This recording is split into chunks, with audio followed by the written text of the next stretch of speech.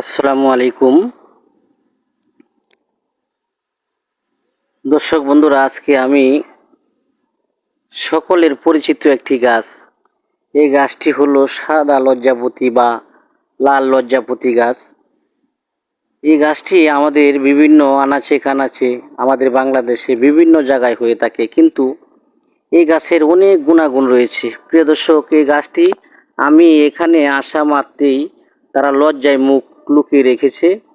তো প্রিয় দর্শক, এই গাছটি লাল গাছেরও ঔষধি গুণাগুণ রয়েছে এবং সাদা গাছটি আপনারা জানেন, বিভিন্ন ইউটিউব চ্যানেলে আপনারা দেখেছেন এটার শিকড় ব্যবহার করলে কোমরে বেঁধে রাখলে যৌন উত্তেজনা বেড়ে যায় এবং অনেকের সন্তানাদি হয় না। তারা বিভিন্নভাবে তাবিজে ব্যবহার করে এবং আমাদের এই গাছের পাতা ও অনেক উপকার হয়ে থাকে। তো এই গাছটি আপনারা বিভিন্ন জায়গায় দেখবেন এবং আপনারা টপে লাগিয়ে রাখতে পারবেন। এই গাছটি দেখতে অনেক সুন্দর। প্রিয় দর্শক, আমরা ছোটোকালে এই গাছটি নিয়ে অনেক মজা করেছি। গাছটি বারবার আমরা ছুঁয়ে দেখেছি। গাছটি লজ্জা পেত, আমরা দেখতে অনেক মজা পাইতাম। তো প্রিয় দর্শক, এই গাছটি এখন আর আগের মতো দেখা যায় না। প্রিয় দর্শক, এই যে আমি যেখানে থাকি অনেক সুন্দরভাবে অনেক গাছ, এই লজ্জাপতি গাছ আমাদের মধ্যে আমার এখানে রয়েছে।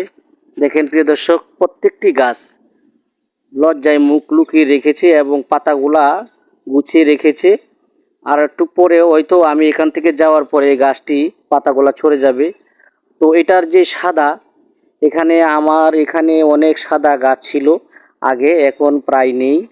তো এই গাছের শিকড় যদি আপনারা 1 ইঞ্চি পরিমাণ তাবিজে ভরে বা এমনি লাল সুতো দিয়ে ব্যবহার করতে পারেন, তাহলে আপনারা স্ত্রীর কাছে অনেক টাইম পাবেন এবং মেলামেশা করতে পারবেন। এটা পরীক্ষিত। কিন্তু এটার কিছু গুণাগুণ রয়েছে বন্ধু, যেরকম আপনারা শনি মঙ্গলবারে, আপনারা জানেন আগে থেকেই কথাটা রেওয়াজ রয়েছে, শনি মঙ্গলবারে যদি আপনারা এই গাছের শিকড় তুলতে পারেন, এর কিছু নিয়ম কারণ আছে, তাহলে কাজে দেবে। যেরকম আপনারা শনি মঙ্গলবারে তোলার আগে, যেমন আপনারা শনিবারে তুলবেন, এর আগে শুক্রবার দিন আপনারা এটার গোড়াতে পানি দিবেন। পানি দিয়ে আপনারা রেখে আসবেন। তারপর পরের দিন পূর্ব দিকে মুখ করে আপনারা এই গাছটিকে তুলবেন। তোলার পরে এর শিকড় আপনারা সুন্দরভাবে 1 ইঞ্চি পরিমাণে নিয়ে আপনারা লাল সুতো বা তাবিজ দিয়ে যদি ভরে ব্যবহার করতে পারেন, তাহলে এই যৌন দুর্বলতার কাজে দিবে।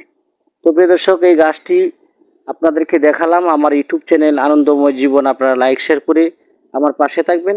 আসসালামু আলাইকুম।